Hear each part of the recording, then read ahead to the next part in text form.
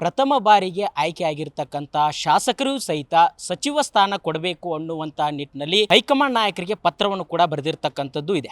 ಆ ಒಂದು ಪತ್ರಕ್ಕೆ ಸಹಿ ಹಾಕಿರ್ತಕ್ಕಂಥ ಶಾಸಕರು ನಮ್ಮ ಜೊತೆ ಇದ್ದಾರೆ.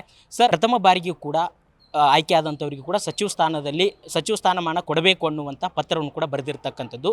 ಕೆಲವರು ಈಗ ಹಿರಿಯರು ಕೂಡ ಇದ್ದಾರೆ, ಅದರ ಜೊತೆಗೆ ತಮ್ಮನ್ನು ಪರಿಗಣನೆ ಮಾಡ್ತಾರಾ ಅನ್ನುವಂಥದ್ದು. ನೋಡಿ, ಇದು ಪಕ್ಷದ ಆಂತರಿಕ ಪ್ರಜಾಪ್ರಭುತ್ವದಲ್ಲಿ ಎಲ್ಲ ಶಾಸಕರು ಬರೆದಿರೋದು.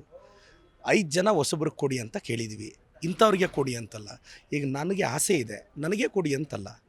ಭಾಳಷ್ಟು ಜನ ಇದ್ದಾರೆ ಯುವಕರು, ಅವರು ಕೊಡಲಿ ಅಂತ ನಮ್ಮ ಆಸೆ. ಯಾರಿಗಾದರೂ ಕೊಡಲಿ, 5 ಜನಕ್ಕೆ 5 ಜನ ಯಾರಿಗಾದರೂ ಕೊಡಲಿ, ನಮ್ಮ ಅಭ್ಯಂತರ ಇಲ್ಲ ಅನ್ನೋದು ನನ್ನ ಅಭಿಪ್ರಾಯ. ಸರ್, ಒಂದು CM ಸ್ಥಾನಕ್ಕಾಗಿ ಒಂದು ಕಡೆ ಪೈಪೋಟಿ ನಡೀತಾ ಇದೆ.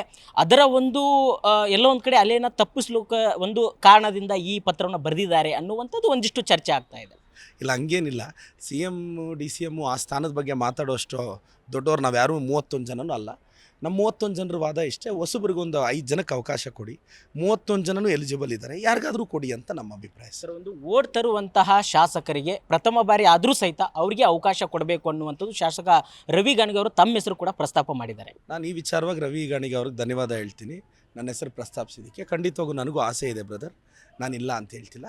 ಅದು ಕೊಡಲೇಬೇಕು ಅಂತ ಡಿಮ್ಯಾಂಡ್ ಇಲ್ಲ, ರಿಕ್ವೆಸ್ಟ್ ಮೋಡಲ್ಲಿ ಕೇಳ್ತಾ ಇದ್ದೀವಿ. ಪಕ್ಷ ಕೊಟ್ಟರೆ ಸ್ವೀಕರಿಸ್ತೀವಿ, ಇಲ್ಲಾಂದರೆ ಮತ್ತಾರೋ ಯುವಕರಿಗಾದರೂ ಸಿಗಲಿ ಅಂತ ಭಾವ. ಸರ್, ತಮ್ಮ ಒಂದು ಪತ್ರಕ್ಕೆ ಹೈಕಮಾಂಡ್ನಿಂದ ಏನಾದರೂ ಉತ್ತರ ಬಂದಿದೆಯಾ? ಯಾರ ನಾಯಕರು ನಿಮಗೆ ಸಂಪರ್ಕ ಮಾಡಿದ್ರಾ ನಿಮ್ಮೆಲ್ಲ ಶಾಸಕರನ್ನ?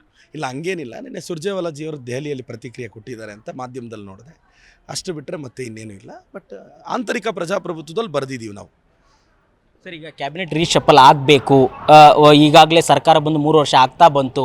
ಕ್ಯಾಬಿನೆಟ್ ರೀಶಫಲ್ ಆಗಬೇಕು, ಮತ್ತೊಬ್ಬರಿಗೆ ಅವಕಾಶ ಮಾಡಿಕೊಡಬೇಕು ಅನ್ನುವಂಥದ್ದಿದೆ. ಈಗ ಸದ್ಯದಲ್ಲಿ ಆಗುವಂಥ ಏನಾದರೂ ನಿಮಗೆ ಭರವಸೆ ಸಿಕ್ಕಿದೆಯಾ ಅನ್ನೋ? ನನಗೇನು ಗೊತ್ತಿಲ್ಲ ಬ್ರದರ್, ಅದು ಹೈಕಮಾಂಡ್ ಹೇಳಬೇಕು. ಯಾವಾಗ ಅವ್ರು ರೀಶಫಲ್ ಮಾಡ್ತಾರೋ ಆ ಟೈಮಲ್ಲಿ ಇದನ್ನು ಕನ್ಸಿಡರ್ ಮಾಡಿ ಅನ್ನೋದಷ್ಟೇ ನಮ್ಮ ವಾದ. ತಮಗೆ ಸಚಿವ ಸ್ಥಾನ ಕೊಟ್ಟರೆ ಅದನ್ನು ನಿಭಾಯಿಸ್ಕೊಂಡು ಹೋಗ್ತೀನಿ ಅನ್ನುವಂಥದ್ದು. ಬ್ರದರ್, ಓಪನಿಂಗ್ ವಿಕೆಟ್ನೇ ದೊಡ್ಡ ವಿಕೆಟ್ ನೋಡಿದ್ದೀವಿ. ಕೊಟ್ಟರೆ ಸ್ವೀಕರಿಸ್ತೀವಿ, ಕೊಡಲಿಲ್ಲ ಅಂದರೆ ಮುಂದಿನ ಸಲ ಆಗೋಣ. ಇನ್ನು 20-30 ವರ್ಷ ರಾಜಕಾರಣ ಮಾಡಬೇಕು. ಇವತ್ತಲ್ಲ ನಾಳೆ, ನಾಳೆ ಅಲ್ಲ ನೆಕ್ಸ್ಟ್ ಟೈಮ್ ಅಲ್ಲ ಅದರ ನೆಕ್ಸ್ಟ್ ಟೈಮು. ಇನ್ನು ವಿಧಾನಸೌಧ ತುಂಬ ಬಾರಿ ಬರಬೇಕಲ್ಲ. Thank you brother. Sir, BJP ನಾಯಕರು ಪ್ರದೀಪ್ ಈಶ್ವರ್ ಅವರು ಎಲ್ಲೋ ಒಂದು ಕಡೆ ನಿಮ್ಮ ಏನೇ ಮಾತಾಡಿರೋ ಅವರು ಒಂದು ಟೀಕೆ ಮಾಡ್ತಾರೆ. ಆ ರೀತಿಯಲ್ಲಿ ನಿಮಗೊಂದು ಸಚಿವ ಸ್ಥಾನ ಕೊಡುವಂತ ಕೊಟ್ಟರೆ BJP ನಾಯಕರಿಗೆ ಯಾವ ರೀತಿಯಾಗಿ ಟಾಂಗ್ ಕೊಡ್ತೀರಿ? ಈ ಕೊಡದೇ ಇದ್ದರೂ ಕೊಡ್ತೀನಿ. BJP ಅವ್ರಿಗೆ ಸಿಂಹ ಸ್ವಪ್ನ ನಾನು. ಮಿನಿಸ್ಟ್ರ್ ಕೊಟ್ಟರು ಕೊಡದೇ ಇದ್ದರೂ BJP ಅವ್ರನ್ನಂತೂ ನಾನು ಪ್ರಶ್ನಿಸ್ತೀನಿ. ಯಾಕೆಂದರೆ ನಂದು ಪಕ್ಷನಿಷ್ಠೆ, ಪಕ್ಷದ ಸಿದ್ಧಾಂತದಲ್ಲಿ ಹೋಗೋದು. Sir, thank you. ಇದಿಷ್ಟು ಶಾಸಕ ಪ್ರದೀಪ್ ಈಶ್ವರ್ ಅವರ ಮಾತಾಗಿತ್ತು. ಕ್ಯಾಮರಾ ಪರ್ಸನ್ ರಾಜೇಶ್ ಜೊತೆ ಬಸವರಾಜ್, ರಾಜ್ ನ್ಯೂಸ್, ಬೆಂಗಳೂರು.